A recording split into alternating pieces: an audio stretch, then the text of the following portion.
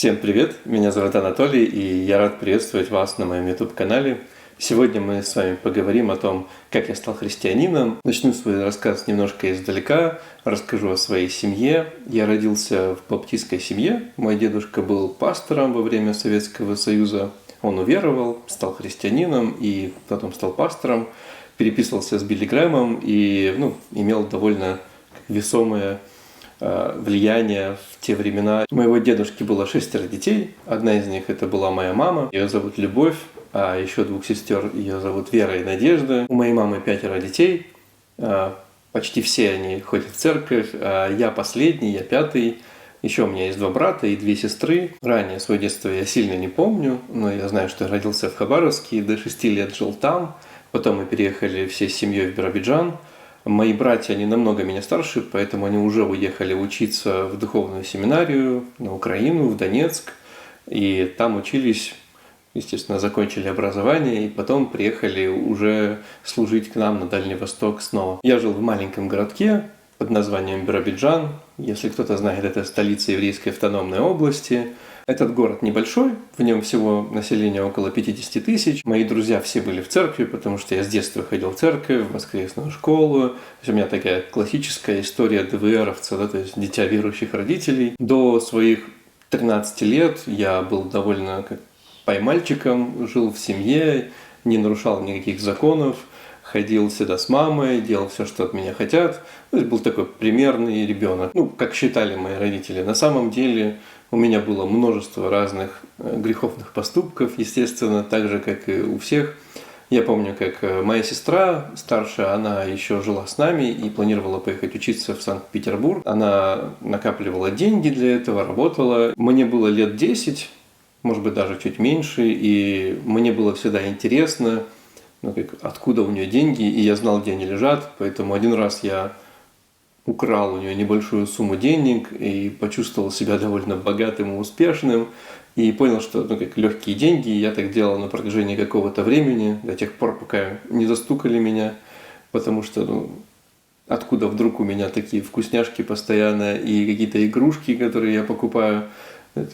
Сразу попался с поличным. Был серьезный разговор со мной, я понял, что я поступил неправильно. Почему рассказываю эту историю? Потому что хочу показать тем, что не бывает поймальчиков, то есть всегда есть либо внутри желание какое-то что-то сделать, либо действительно поступки, которые показывают нам нашу сущность греховную, которая есть сразу с рождения у нас. Подростковый возраст. Мой брат еще жил в Биробиджане, еще не уехал в духовную семинарию в Донецк. Он был лидером молодежи, и меня часто брали на какие-то молодежные тусовки. Если были какие-то выезды или еще что-то, я всегда ходил с нашей молодежью. Мне нравилось проводить время с церковью. Я помню, как часто они ночевали у нас в летней кухне, после того, как они возвращались с конференции или с помощи бабушкам. Когда мои братья закончили университет в Донецке, они приехали в Хабаровск. Один мой брат, он был директором библейской лиги. Это такая организация, которая распространяет Библии. Насколько мне известно, они до сих пор есть. Я знаю, что они раньше давали много Библий бесплатно для церквей, чтобы евангелизировать таким образом и рассказывать людям о Боге, чтобы была доступность Писания. Другой мой брат, он был директором клуба «Авана». Может быть, кто-то из вас знает это, или ходил в него, или слышал. Он был директором по Дальнему Востоку. Пока я учился в школе, на все свои каникулы я ездил в Хабаровск к моим братьям. У них было уже несколько детей, и я всегда сидел с детьми. Мои друзья в Биробиджане, они были все из церкви. Несколько было детей пасторов. В один раз, когда я вернулся из Хабаровска со своих летних каникул, чуть раньше, то есть я всегда возвращался за несколько недель до того, как начнется школа. Я приехал, и я пошел на работу к моему другу, прихожу и узнаю, что он теперь в какой-то тусовке, неизвестной для меня. Оказывается, он прибился к банде небольшой. То есть у нас в городе было 2 группировки. Одни называли себя спортсмены, а другие блатные. И он, собственно, прибился к спортсменам. Это такие спортсмены, которые и курят, пьют, и особо спортом-то не занимаются. То есть они просто назывались спортсмены. Наверное, кто-то из них на верхах и был спортсменом, но все те, с кем я был знаком, не выглядели как спортсмены. Мне было уже лет 14 или 15, и мне, естественно, было все это тоже интересно, это же как романтика такая непонятная. И он начал знакомить меня с другими ребятами, которые ходили вместе с ним. Там было еще несколько друзей из молодежки церковной. То есть была такая полукриминальная, полухристианская тусовка у нас, я бы это так назвал. Был длинный период в моей жизни, наверное, относительно длинный, то есть где-то полгода, может быть, около года, когда я проводил время с ними, я все больше и больше погружался в эту тематику, и мы ходили на какие-то стрелки, то есть на встречи, где люди приходили с дубинками, с цепями, с ножами, хотели какие-то проводить непонятные стычки, но каждый раз, когда была такая стычка, против нас никто не приходил.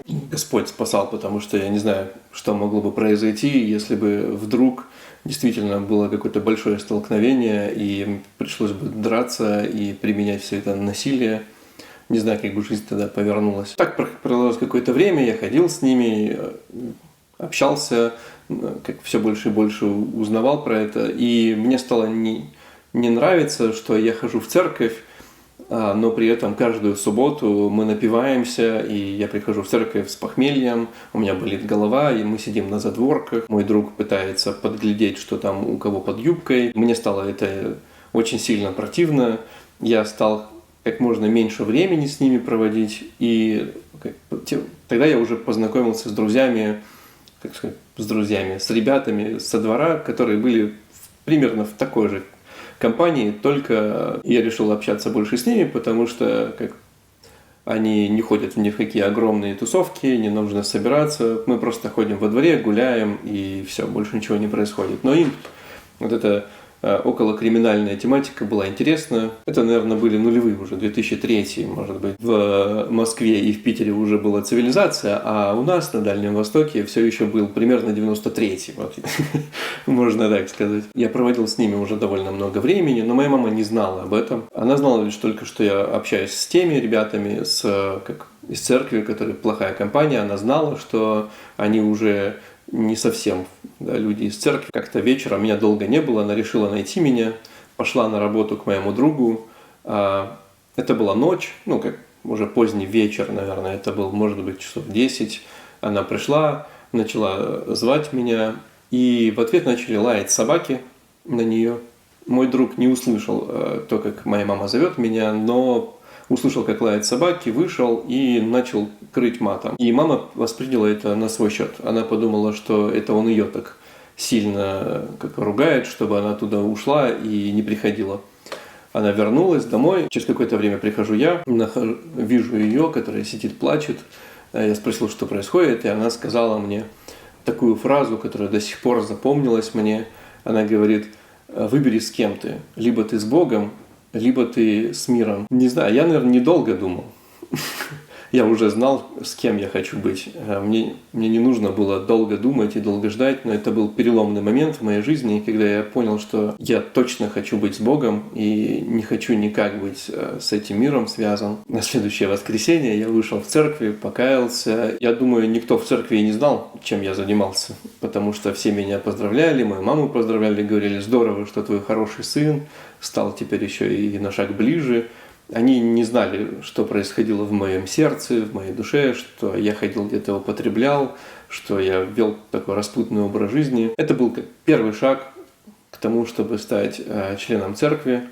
Дальше, естественно, водное крещение. И это еще одна длинная история, потому что я, как уже говорил, я на каждое лето уезжал в Хабаровск. И чтобы принять водное крещение, у нас нужно было быть летом. Это потому что это в реке проходило раз в год всегда, и на речку надо было идти, речка, чтобы была теплая. Это был такой большой праздник для церкви, там всегда несколько человек принимало крещение каждый год. Каждый раз, когда было крещение, я был в Хабаровске. В 2006 году я закончил школу, и предложила мне моя сестра переехать к ней в Питер и там, собственно, поступить в университет или в колледж или еще куда-то, когда я захочу в сентябре. А до этого времени предложили подработку у ее мужа. В 2007 году я переехал в Санкт-Петербург. Я жил у своей сестры, я работал, и все это время я никак не ходил в церковь. Так продолжалось, наверное, до середины лета. я понял, что у меня очень большая дыра и жажда в том, чтобы узнать о Боге что-то, чтобы общаться с церковью. Я не мог уже находиться без этого. У меня дома была красная книжка такая, не знаю, может быть, у вас тоже у кого-то есть, комментарии на пророков. Я открыл ее и каждый день занимался, наверное, по часу, может быть, по два, смотрел, что там написано, читал Библию, изучал, записывал. Мне было очень интересно, и это было, наверное, такое начало в познании богословия. После этого мне показали церковь, там я познакомился со множеством моих друзей, с которыми до сих пор общаюсь, которые, наверное, точно мои лучшие друзья и останутся на протяжении всей моей жизни со мною. Там я и принял водное крещение. Это был довольно такой длинный процесс, естественно. То есть у нас были встречи с пасторами, на этих встречах мы общались, узнавали друг друга, мне рассказывали о том, какой наш Бог, во что мы верим, какие есть азы веры. И у нас был пастор с хорошим богословским образованием, и я принял крещение в январе на праздник, на крещение Господне. Это так совпало. У нас баптистская церковь была за городом, где была купель, где можно принять крещение в здании. Вот, мы приехали все нашей молодежью. Это был такой большой праздник, не потому что мы крещение принимаем, из-за этого тоже, но было как праздник двойной из-за того, что это праздник крещения Господня и то, что наши ребята принимают крещение. И молодежь договорилась и постилась в этот день. Получается, я вместе с постом, вместе со всей молодежью вошел в этот праздник. Мы приняли крещение. Вечером у нас было ночное молитвенное. Мы все вместе завершили пост, молились, кушали, читали слово, назидались. И это был такой действительно праздник для меня и до сих пор знаменательное событие. Я его помню как самый лучший день рождения, наверное. Это вкратце история, как я пришел к Богу. Спасибо, что смотрели это видео. Надеюсь, вам было интересно. И увидимся в следующем видео. Пока!